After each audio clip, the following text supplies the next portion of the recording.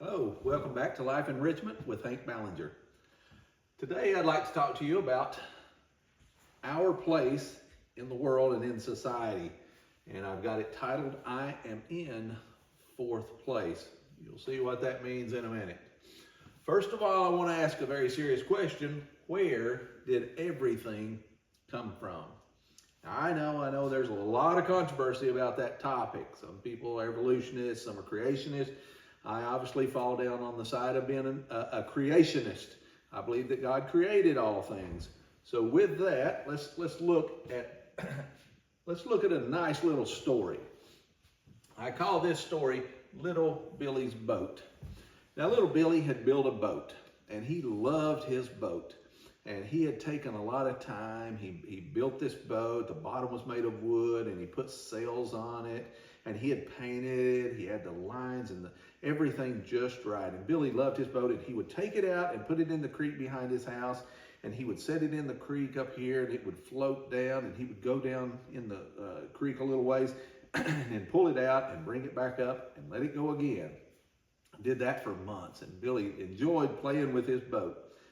And one day it rained pretty hard. Well, then the next day when Billy went out to play with the boat, as he set that boat in the creek, it went down the creek. And when he went down to get the boat out where he normally did, it was too deep. And Billy couldn't get in the water, and his boat just kept on going. It kept sailing down the creek and kept going and kept going. And finally it was out of sight and gone. Well, Billy was upset because his boat was gone. But a few months later, he and his mom were in town. They were shopping, and Billy saw his boat in this department store. And he went in, and he had to get his boat back. So he looks, and he sees his boat. And he says, "My boat." And the man that owned the department store said, "Now, hold on there, little fella." Said, "I found that boat," and said, "If you want that boat, you're going to have to pay for it." Well, little Billy had been doing some work, and he had earned some money. So he took some money out that he had earned, and he paid for that boat. And once Billy got that boat, he hugged that boat, and he said, "My boat," he said, "I love you." He said, "I made you, and I bought you, and you are mine." Now, that's an interesting story, but that story is a story of kind of how God made us and God bought us. So very similar. Billy made the boat, then he had to purchase the boat. God made us, and then God bought us. Now I want to tell you another story. If there were a building on fire, and there was, let's say, 100 people in that building, and one of those people that were in that building was my daughter. Now, I only have one child, one daughter. I've been blessed. She has given me 3 grandchildren. And so it's been a lot of fun, but I only have one daughter. And if in that building that was burning, there was 100 people, but one of those was my daughter, and somebody told me, "You can go in and you can get one person out, but just realize once you get that one person out, everybody else perishes, they die." Who do you think I would get? That one person would be my daughter. Now, I look at that story, and I think most parents would look at that and say, "Well, that's exactly what I would do." But you know, when we look at that story, it's interesting that God does just the opposite. God says, "I will give my son, and everybody else can live." Wow. Now, that's some love. I couldn't do that. I can't imagine, I can't fathom a love that deep. So when we look at Acts chapter 20, verse 28, it says that very thing. Jesus bought us back. It says the church of God, which he hath purchased with his own blood. So not only did Jesus create us in the creation, but then he had to purchase us back, just like little Billy did with his boat.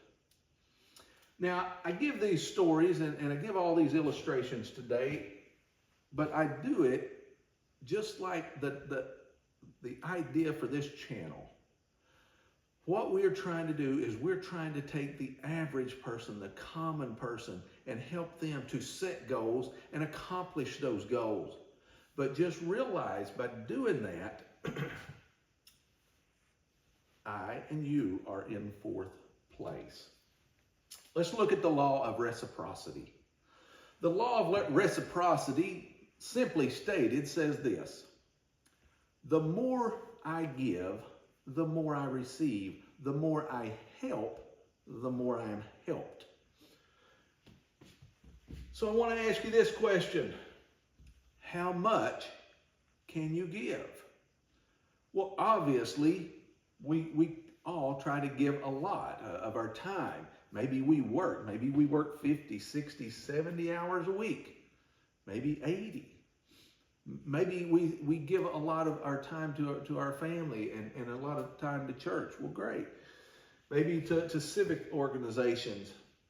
But let's look at this. Everybody could do more. Everybody could do more. You could, I could. If we look at Jeff Bezos, who is one of the richest people in the world, or Bill Gates, or any of these multi-billionaires, they could do more. Everybody could do more. Now, how I want to break this down to a common level is this. If you are not where you want to be in life, maybe you have goals that you need to set, things that you need to accomplish. Why? Because the world needs what you can offer. What you have, the world needs, and you need to give that to the world. And when you give it to the world, you will be compensated for that. So by you giving and doing more, you will receive more. That's the law of reciprocity. The more you do, the more you receive. So what I want to encourage everybody to do is set goals. Now, don't just say, well, I'm pretty sure I have a goal. I kind of know what that goal is. Those goals need to be written down on paper. If you don't have them on paper, you don't have them. Okay, you need to put those goals on paper. Be very specific about your goals. Don't just say, well, I'd like to be wealthy, or I would like to feed 1 million people. Well, how do you plan on doing those things? Be specific. Write your goals down. Okay? Now, when we look at the law of reciprocity, again, the law of reciprocity says the more that you help, the more you are helped. First of all, because God was willing to give so much, He created everything. He gave it to us to enjoy. And then He also gave His Son, because once we fell to sin, He was willing to give His Son to die for our sins. He says, I am willing to give so much, but I require something in return, and that is us, ourselves. So He doesn't require us to give near as much as what He gave. Again, the law of reciprocity. The more we give to God, give to our family, give to our fellow man, and then ourselves will receive.